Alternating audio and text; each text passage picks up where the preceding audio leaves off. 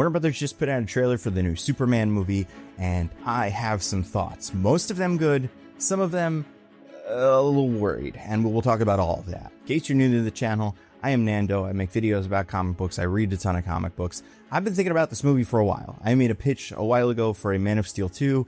It is kind of a movie that's kind of like this, although we'll get to why nailing exactly what kind of movie this is down is sort of tricky. But I've been watching this marketing with great anticipation. And James Gunn said this is the first actual trailer for this movie. Apparently, everything released so far is just the teaser. Great. And part of the strength of having a character as ubiquitous as Superman is you don't have to do a ton of marketing. And I do think because they're restarting the universe, they kind of do. But I also think you put Superman in a trailer, you put the Superman symbol up, people know what you're talking about in a way that you don't get for, say, the Thunderbolts. So we'll talk about the big picture. I want to do this as kind of the compliment sandwich version of this. So I do want to compliment a couple of things that we just saw in this version of the trailer. Things we maybe haven't seen too much of before. One is we finally saw a character in action that we've maybe seen like one or two pictures of behind the scenes, and that is a character named the Engineer. Now, first of all, I'm not going to spoil anything that we kind of already know about this movie based on like what toys call things or whatever, like just based off what we're looking at in the trailer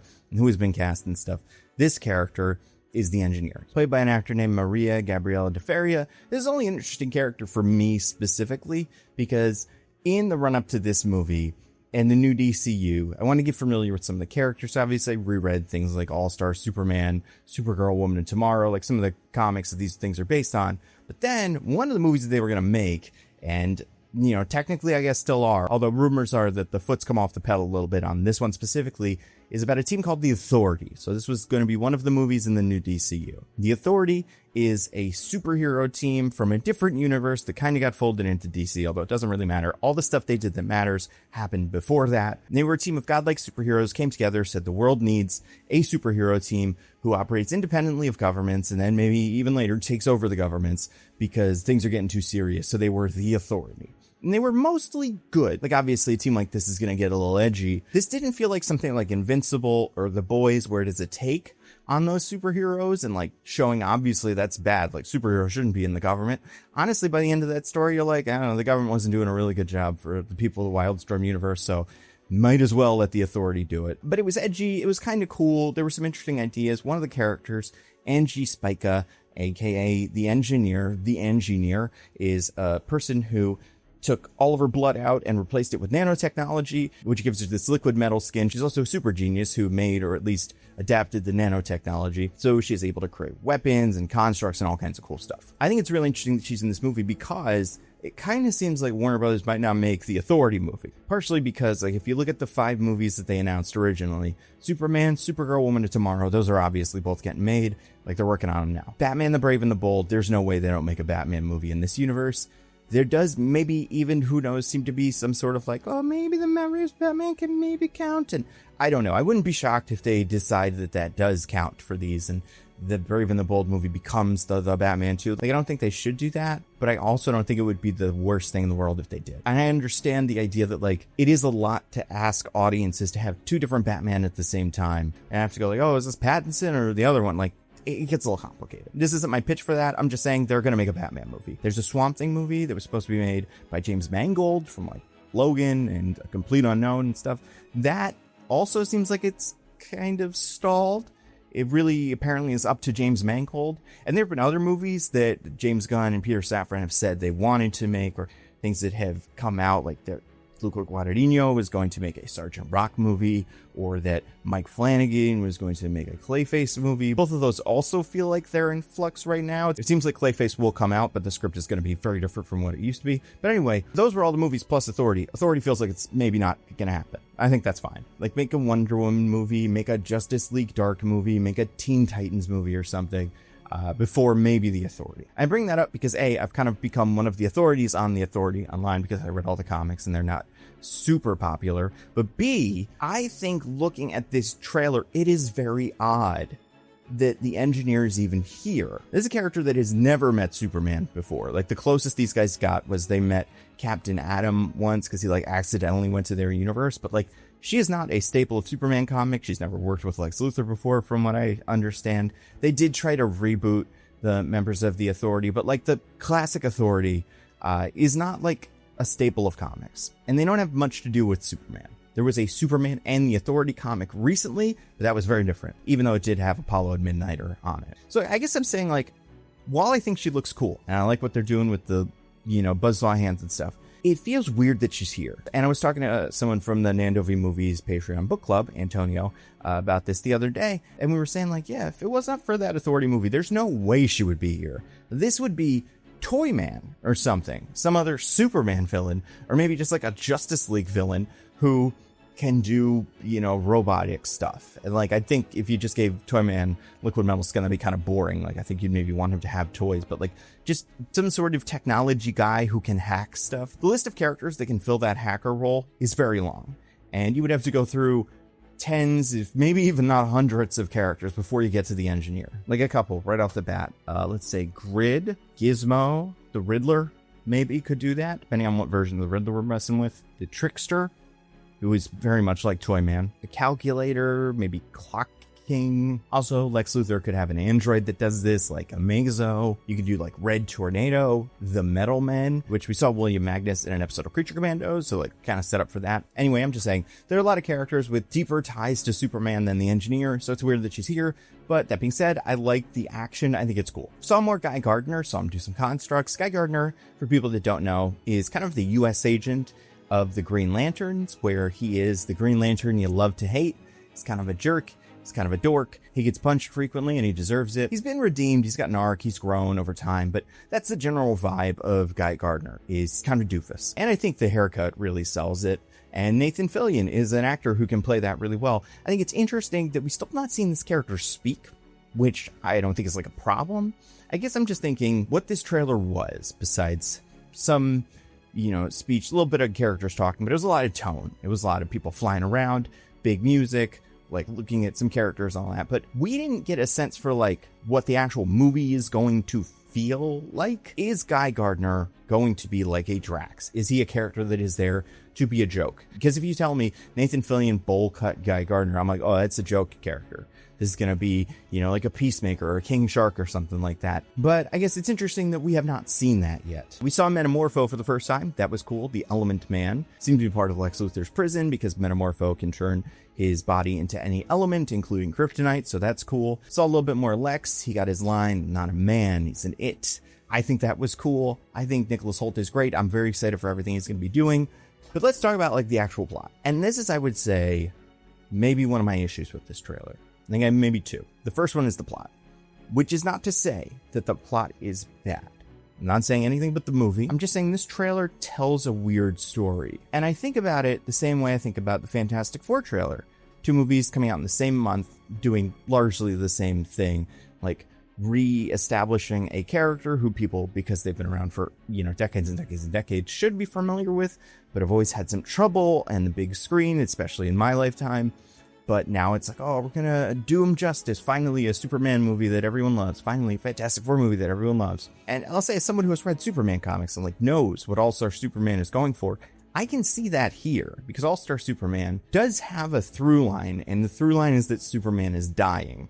Now, I don't think that's going to be true here, but it's kind of like, what does Superman do? What challenges does he face knowing that the end is coming? And how does he kind of sum up his life? That's what All-Star Superman, the book, is about. And it's a great book, one of the best DC comics ever made. But I guess it's strange because if you don't have that hook of Superman is dying, which I don't think they're doing here, what is happening here? Superman is flying around. He's fighting monsters. He's got an interview with Lois where he's talking about some sort of geopolitical conflict that he got involved in. Basically, the vibe is Superman is having a rough day. Maybe week, maybe month, who knows? But like, between this geopolitical conflict and a big kaiju monster and Lex Luthor sending guys, it is not going Superman's way. I guess I think for a trailer like this, I wish we got a little bit more. And I guess I wonder, like, what is the plot besides Lex Luthor is making Superman's life difficult by sending guys to get him and stuff? Like, what is going on in this movie? Fantastic Four tells a very simple story in its trailer. The Fantastic Four exist, they're superheroes, then Galactus shows up, and it's this problem they don't know if they can solve. Also, at the same time, one of the members of the Fantastic Four is pregnant, and that is causing extra stress. That's all we get really from the Fantastic Four trailer. But it is like a story. It's beginning, middle, and an end. Superman, it's like Superman got involved in some geopolitical conflict, but then like, how does the kaiju play into that?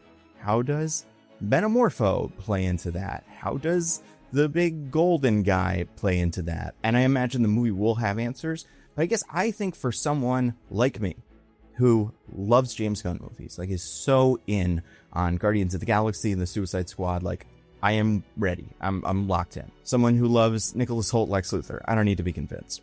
If you're someone who doesn't, someone who is not a huge DC Comics fan generally, but someone who like Nicholas Hoult, Lex Luthor does not sell it for them. If you see this trailer, what is it, besides the fact that it is brighter, that automatically distinguishes it from, say, the Man of Steel trailer? And I'm not trying to make the case that they're similar in that they're both just trailers where Superman flies around and punches things, and there's some other characters, and they're talking to Superman. He has some, internal issues, but I guess, yeah, what is the story of this movie? And I have personally talked to a couple of people. These are normal people. These are not like me, who are big nerds, who are as plugged into this, but just people I know who have seen this trailer, and some of them were like, it was okay. And didn't love it, didn't hate it, Some said they did not like it. And I think part of why is, besides new Superman, what is the hook? What is it that makes this movie different from the Christopher Reeve Superman movies, the Brandon Routh Superman movie, or the Henry Cavill Superman movies, or the shows, the many Superman shows that have existed over our lifetime? I do think like the plot will be something that differentiates itself. The villains, but it seems like they're keeping some of the villains kind of secret besides Lex, or they're not connecting them all. Again, I'm sure there are people in the comments right now that are seeing me say that and going, well, what more do you need? Lex Luthor fights Superman. For me, I don't need more. Other people need more. There are people that for them, that is not enough.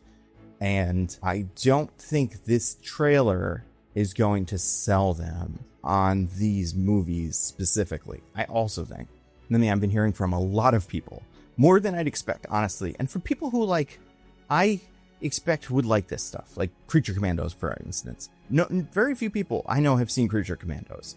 People that I know would probably enjoy it. It just has not managed to permeate through the culture the way that you would hope. I mean, they just put it on YouTube, like all of the episodes. So, I mean, they want people to see it. I think they should, because I think Creature Commandos is fun. I've talked to more than one person over the last couple of months where they've seen a trailer for Superman or whatever, or pictures or whatever, and I've said, what do you think of that? And they said, oh, I don't really do the DC movies. I'm really just ever since the last one, I'm just kind of done with DC. And I think that could change. The same way that people always say, I'm done with Marvel until Thunderbolts comes out. And they're like, well, Marvel's back. It's cool. That could be what's happening with DC. But part of me maybe thinks the problem we're running into here is DC has reset too many times. And even more than reset, just done a soft reset. Even within the world of the Zack Snyder, DCEU, there was a tone that was set over the course of the first 4 or 5 movies or whatever. Justice League, tone completely reset, is a different kind of movie, and now the tone of the universe is different. And I think people feel kind of exhausted. The same way that with DC Comics over my lifetime, I have seen New 52, I have seen Rebirth, full attempts to reboot the universe, and it becomes a little much where you're like, all right, I'll check back on this once I know this one counts. Once this is the one that everybody's it's good now, that book is good, then I'll go read it. I think we saw this problem crop up with Marvel. Marvel had too many shows and too many movies, and that was just one company. And they were able to kind of monopolize this because DC just was not making that many shows and movies. And they had years where very few things released. Obviously, a lot of them released in that one year, and that was not great. But if people were saying that about Marvel, saying, oh, there's too much Marvel for me, and now DC's showing up and they're saying, hey, we're doing DC. Hey, it's pretty cool. We got Guy Gardner in here. I think there's a lot of people that are just no, thank you. I'm not interested. Which is why I think this movie needs to be an absolute grand slam. I think the reviews coming out for this movie need to be in the 90s, 95s. We can't even do the 80s that we saw for Thunderbolts. This needs to be an overwhelming success because it needs to take people who normally would not see this or have maybe written this universe off before it even started because it's kind of confusing, and they go, oh, right, yeah, I'll see that. And they get excited about it. Word of mouth. Like, I think there's a world where this movie is very good, like Guardians of the Galaxy Volume 3, but its Rotten Tomatoes score is kind of lowish, and there's some people that just don't totally vibe with it. And if that's the case, we're in a lot of trouble. The other thing I wanted to bring up real quick, and is this an issue I've been having with this trailer, I don't understand the look of it. I personally just don't fully get what we're doing here. And I know this is like the James Gunn aesthetic, right? A lot of these shots look like the hallway fight scene from Guardians of the Galaxy Volume 3. I would not say that was the James Gunn aesthetic in Guardians of the Galaxy Volume 2, or even really the Suicide Squad. But there seems to be, and I don't know how to describe it very well, but like, especially looking at that hallway fight, this very kind of washed out, low contrast sort of look that we're getting here. And I don't think it's the same as the muddy concrete in the Marvel Cinematic Universe, and it's definitely not the same as the everything is black in the DCU of like Batman v Superman. It seems like what they're going for is very naturalistic, and I am not the kind of film nerd who's going to be able to explain this super well.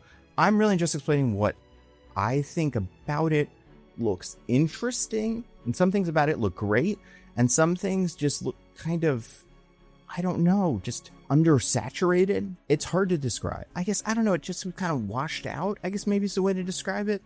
And that's definitely the look they're going for. And it's an aesthetic choice. So that's something that like they're going to have to sell in the movie theater. Like either it looks great on the big screen or doesn't.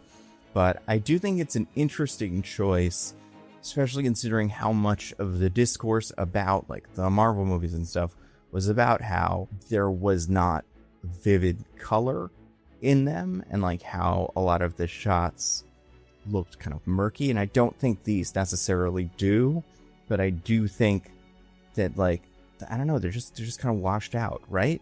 It's not, I might be the only person thinking this. I don't know. Compliment sandwich. Let's talk about the actual end of the sandwich, the bread part. I think the discourse between Clark and Lois is very interesting. The idea of like, what does Superman mean to a nation? Does he represent the nation? Can he just go and end a war? Because he can, but should he?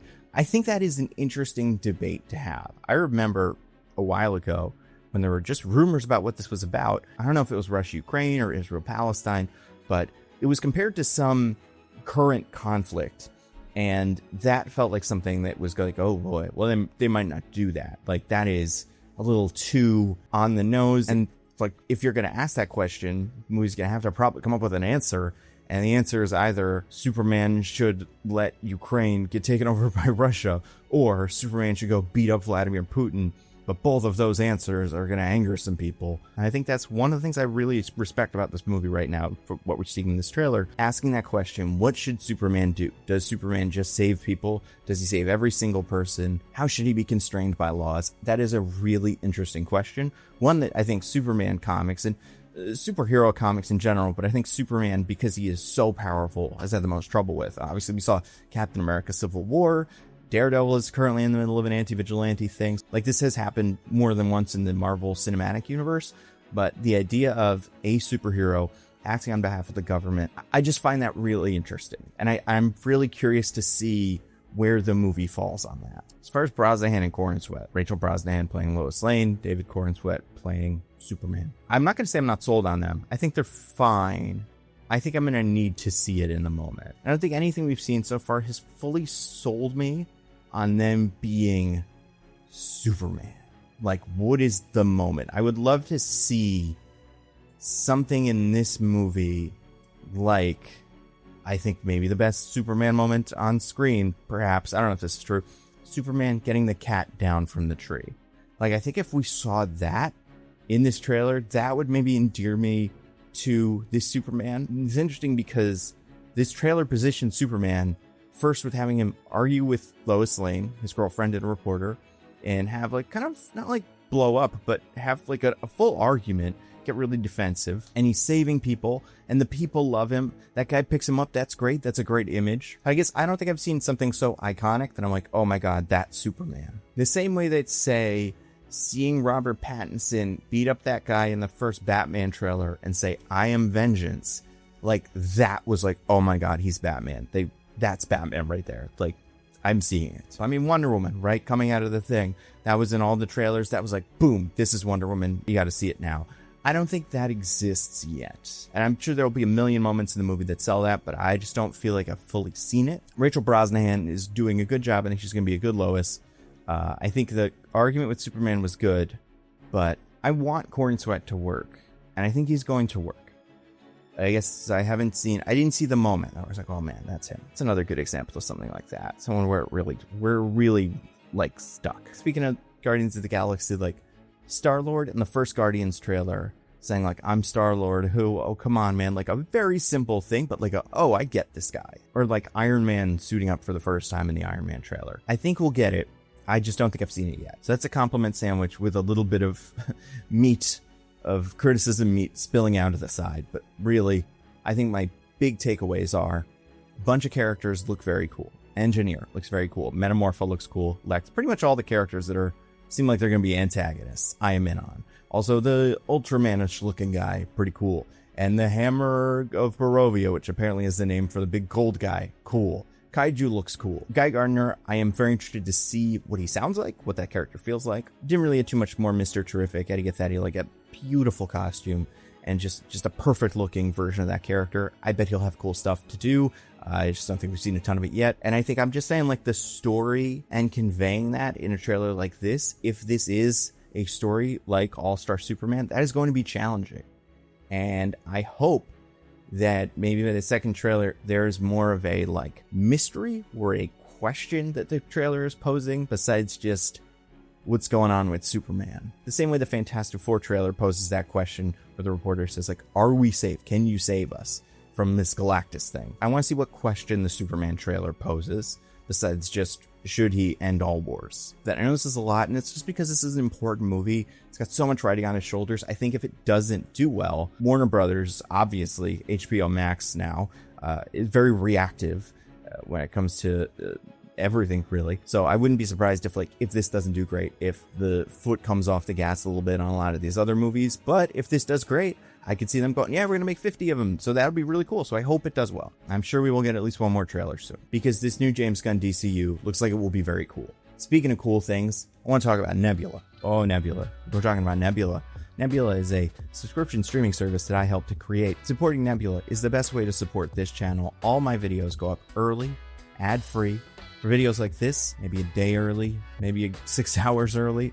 For videos on Nando View Movies, maybe a month early. A lot of it depends on the production schedule, but you will see my videos before anybody else sees them. There's also all kinds of great Nebula original content like Jet Lag, but also documentaries and also, fiction stuff that we're working on. I'll probably talk more about that soonish. And just go to Nebula, look around, you'll find cool stuff by cool people. Abolish Everything, I love that. I was at a taping in one of those. I haven't performed, but I was in the audience at it, which is kind of performing. You're laughing and clapping and stuff, and you're part of the show as far as I'm concerned. And a year of Nebula is already a steal at $60, which is like $5 a month. But if you go to go.nebula.tv/thenandocut, you can get a year Nebula for $36. That is $3 a month. It is an incredible deal. Go to go.nebula.tv/thenandocut. You'll be happy that you did. But anyway, that's all I got. Stay safe. I'll see you around.